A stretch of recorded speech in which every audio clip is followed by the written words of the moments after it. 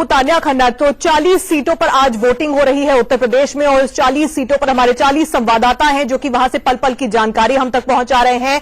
आखिरी चरण की ये वोटिंग हो रही है। आखिरी चरण में 7 जिलों पर में वोट डाले जा रहे हैं और इस वक्त बड़ी खबर आपको बता दें, जिन 40 सीटों पर मतदान हो रहा है वहां पर कितनी वोटिंग अब तक हुई है। सुबह 9 बजे तक उत्तर प्रदेश में वोट डाले जा रहे हैं और इस वक्त बड़ी खबर आपको बता दें, जिन 40 सीटों पर मतदान हो रहा है वहां पर कितनी वोटिंग अब तक हुई है। सुबह 9 बजे तक उत्तर प्रदेश में करीब 10% मतदान हुआ है। 10% मतदान की खबर उत्तर प्रदेश से। वाराणसी की अगर हम बात करें, सुबह 9 बजे तक 12% मतदान हुआ है वाराणसी में। मिर्जापुर में 13, जौनपुर में 11% मतदान की खबर मिल रही है। इसके अलावा गाजीपुर में 15%, सोनभद्र में 11% मतदान हुआ है। मणिपुर की अगर बात करें, मणिपुर में सुबह 9 बजे तक 21% वोटिंग हो चुकी है।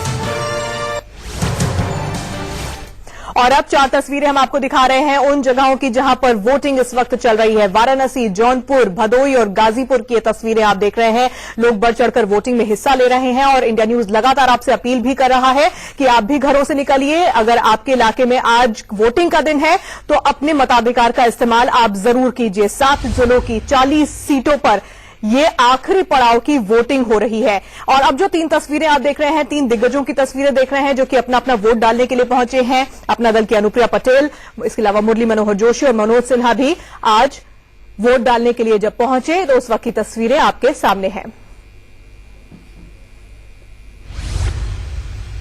मिर्जापुर में हूं, अनुप्रिया पटेल जहां बड़ा चेहरा है जो केंद्रीय मंत्री भी हैं और आप ये देख सकते हैं कुछ खबरें आई बीच में कि ईवीएम ठीक से काम नहीं कर रही है और यही वजह थी कि लाइन लग गई, लोगों को इंतजार करना पड़ा। आप लोग यहाँ खड़े हुए हैं, कितनी देर से ईवीएम काम नहीं कर रही है? ज्यादा नहीं, 5 मिनट बस। 5 मिनट हो गए आपको खड़े हुए। मुद्दे क्या है यहाँ के? आप युवा हैं तो क्या सोच रखती हैं कि किन मुद्दों के आधार पर यहाँ के लोग वोट डालेंगे? डेवलपमेंट के आधार पे, क्योंकि ये सिटी जो है मिर्जापुर, इसको डेवलप होना बहुत जरूरी है। कुछ भी यहाँ का डेवलप नहीं है, कुछ भी, कोई भी चीज अच्छी नहीं है। रोड्स तो बहुत ही बेकार। मैं आ रहा था, मुझे सड़क ढूंढनी पड़ रही थी, गड्ढे गड्ढे दिख रहे थे। बहुत खराब सड़क है यहाँ की, रोड्स बहुत खराब है। आप क्या सोच के वोट डालेंगे? हम विकास पर सोच के वोट डालेंगे। यहाँ के मिर्जापुर शहर विकास नहीं कर रहा है, डेवलप नाम की यहाँ पे कोई भी चीजें नहीं है। और जो कि यहाँ की सड़कें हैं तो साइकिल भी नहीं चलने लायक है। पैदल चलिए, वो बेटर है, जल्दी पहुँचेंगे। और आप बाई कार हैं और कार से हैं तो लेट होगा आपको, इतनी खराब सड़कें हैं। अच्छा, जॉब्स है, आप क्या कर रही हैं अभी?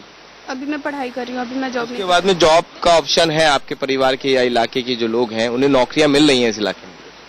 अभी दूर जाना पड़ता है? मुझे नहीं, मुझे इतना नहीं पता है अभी। नहीं, यहाँ पे तो कोई भी जॉब नहीं मिल रही है और बाहर ही जाना पड़ेगा। अगर रोजगार का कोई साधन नहीं है तो युवाओं के लिए भी बड़ा मुद्दा है। हाँ, ये भी बहुत बड़ा मुद्दा है। आप ये भी देख सकते हैं कि लाइन लगी हुई है, ईवीएम नहीं चल रही है। नहीं भैया, खराब है।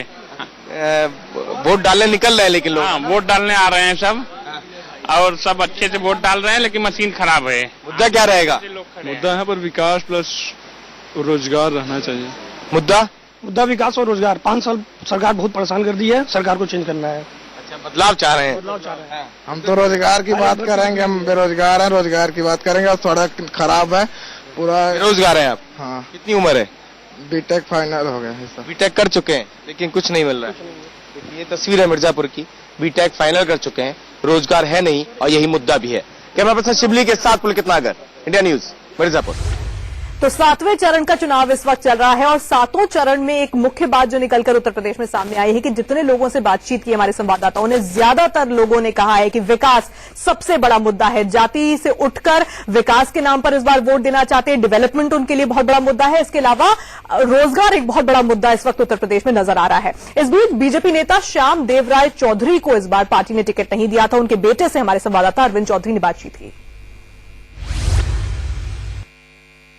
शहर दक्षिणी से श्यामदेव राय चौधरी का जब टिकट कटा तो बनारस में शहर दक्षिणी के मतदाताओं को मानो सांप सूंघ गया। उनके बेटे हमारे साथ हैं और उनसे बात करते।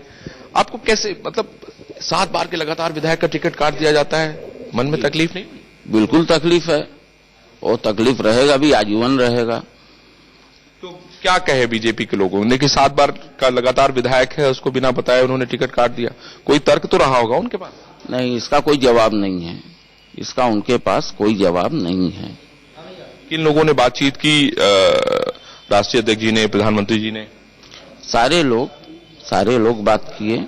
अब ये सब सारे बातों का तो हम लोग चूंकि राजनीति में उस तरीके से रुचि नहीं रखते हैं, लेकिन ये बात तो वो लोग मिले, दादा से मिले, और जो भी बातें उन लोगों के बीच हुई है ये सारा संज्ञान में नहीं है हम लोग के। लेकिन एक बात आप ये मुझे बताइए कि एक ऐसा व्यक्ति जिसके ऊपर कोई आरोप नहीं है, एक ऐसा व्यक्ति जो जनता की समस्याओं के लोगों के धरने पे बैठ जाता था, एक ऐसा व्यक्ति जो स्कूटर से चलता था, उसके बाद भी उसका टिकट काट देना, बात पचती नहीं है। ये बात तो आपको उन लोगों से पूछनी चाहिए जिन्होंने टिकट दिया है, इसका जवाब तो उनके पास होगा, हम लोग के पास इसका कोई जवाब नहीं है। तो जनता जवाब देगी मुझे लगता है। अब जनता जनार्दन है भाई, जनता का प्यार उनको मिलता रहा है, उनका तो यही है, ना वो धन बल था उनके पास, ना बाहुबल था, उनके पास यही धन था, जनता का प्यार, और जनता आशीर्वाद अगर इनको देगी तो ये फिर जीतेंगे। जनता के प्यार से ही वो जीतते आए हैं, और आगे जनता का फैसला सर्वोपरि है। मन में तकलीफ है आपके? तकलीफ तो होगा ही, एक पुत्र के नाते तकलीफ तो है हमको।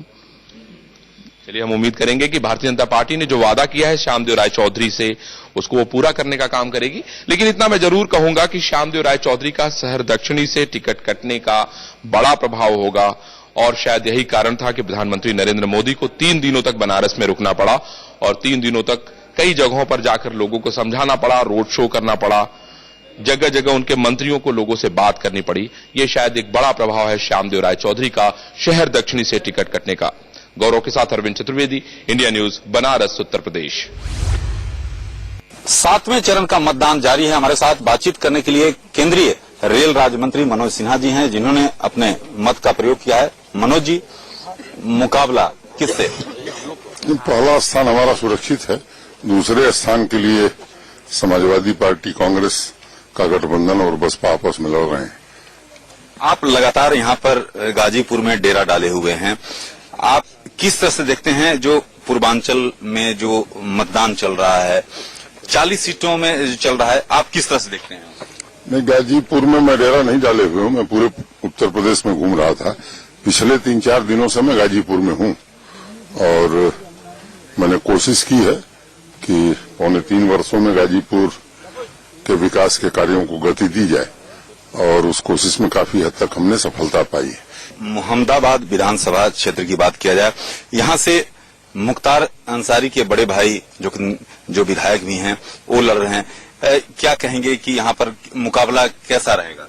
ये मोहम्मदाबाद विधानसभा का चुनाव एक विशेष परिस्थिति में हो रहा है। यहाँ राजनीतिक दलों की दीवारें टूट गई हैं, जातीय दीवारें भी टूट गई हैं। जो लोग इस इलाके में शांति चाहते हैं, अमन चैन चाहते हैं, वो अलका राय जी के समर्थन में खड़े हैं। मनोज जी, प्रधानमंत्री 3 दिन वाराणसी में रहे, क्या इसका प्रभाव जो है पूर्वांचल में पड़ेगा? जो आखिरी दौर का मतदान चल रहा है, उसका प्रभाव पड़ेगा? देखिए, प्रधानमंत्री जी का प्रभाव पूरे उत्तर प्रदेश के चुनाव पर पड़ा है, और वाराणसी में आए वो बाबा विश्वनाथ का दर्शन किए, अपने मतदाताओं से संवाद स्थापित किए, 2 दिन वाराणसी रुके, तो इसका भी व्यापक प्रभाव पूरे उत्तर प्रदेश पर रहेगा। ये देख सकते हैं कि मनोज सिन्हा ने अभी अपने मत का प्रयोग किया है, और साफ तौर पर उनका कहना है कि इस बार जो स्थिति है वो काफी बदली हुई है और बीजेपी के पक्ष में है। लेकिन ये तो जनता ही तय करेगी कि आखिरकार 11 तारीख को जो परिणाम आएगा, आखिरकार होली किसकी मनेगी। कैमरामैन गंगा के साथ राकेश कुमार सिंह, इंडिया न्यूज। और बातचीत करने के लिए इस वक्त स्टूडियो में हमारे साथ वरिष्ठ पत्रकार अवधेश कुमार जी और अनुज गुप्ता जी जुड़ रहे हैं, और वाराणसी से हमारे संवाददाता अरविंद चतुर्वेदी भी इस वक्त हमारे साथ जुड़ रहे हैं। अरविंद, 3 दिनों की अगर हम पीएम के दौरे की बात करें, तो इस चरण की वोटिंग के लिए अगर सबसे ज्यादा किसी ने अपना दांव लगाया है, सबसे ज्यादा जोर लगाया है, तो वो बीजेपी ही है, क्योंकि पीएम जिस तरह से वाराणसी में 3 दिन रहे, उसका कितना असर इन सभी 40 सीटों पर पड़ सकता है? तान्या, निश्चित रूप से इसका असर होगा, इससे इनकार नहीं किया जा सकता है। लेकिन हमारे साथ जनता है जो कि वोट डाल के आई है, उनसे हम बात करते हैं और उनसे जानते हैं कि आखिर कितना असर होगा। प्रधानमंत्री जी 3 दिन यहाँ थे, प्रधानमंत्री जी के आने का असर है? बिल्कुल असर है, बहुत असर है, बहुत ज्यादा। शहर में बहुत ज्यादा उत्साह है, बहुत ज्यादा उत्साह है और उनका असर दिखेगा। आपको क्या लगता है? दिखेगा, 11 मार्च को दिखेगा। बिल्कुल परिवर्तन आएगा और एक अच्छी सरकार मिलेगी बनारस को, उत्तर प्रदेश के लिए। तानिया, ये दो ऐसे लोग थे जो वोट डाल के आए हैं, लेकिन मैं आपको ये बताना चाहता हूं कि प्रधानमंत्री के आने से जो यहाँ कार्यकर्ता थे उनमें उत्साह आया है, लोगों में चर्चा शुरू हो गई है भारतीय जनता पार्टी को लेके, तो उसका फायदा बीजेपी को जरूर मिल सकता है, इससे इनकार नहीं किया जा सकता है। लेकिन हर सीट पे बड़ी कांटे की लड़ाई हो रही है, मैं आपको बनारस के लिए बताना चाहता हूं। खास तौर पे शहर दक्षिणी, कैंट विधानसभा से क्षेत्र और उत्तरी, ये तीनों ऐसी सीटें हैं जिसमें कहीं न कहीं बीजेपी बुरी तरीके से फंसी हुई है। बिल्कुल। अवधेश जी, इतना ज्यादा जोर लगाने की जरूरत क्यों पड़ी बीजेपी को आखिरी चरण में? पीएम को 3 दिन के लिए वाराणसी में रखना, बहुत से लोग आरोप लगा रहे हैं कि ओवर एक्सपोज करना है ये प्रधानमंत्री को, इसकी जरूरत क्यों पड़ी? नहीं, इसका कारण यह है कि सामान्यतः देश के प्रधानमंत्री विधानसभा चुनाव में इस प्रकार से प्रचार अभी तक नहीं कर रहे थे। तो जाहिर है कि जब कोई लगातार रोड शो करेगा, वहां रुकेगा, तो उस पर चर्चा होगी। लेकिन वो प्रधानमंत्री का संसदीय क्षेत्र भी है और सांसद होने के नाते भी उनकी भूमिका को देखा जाना चाहिए। देखिए, इसके 2 ही कारण हो सकते हैं।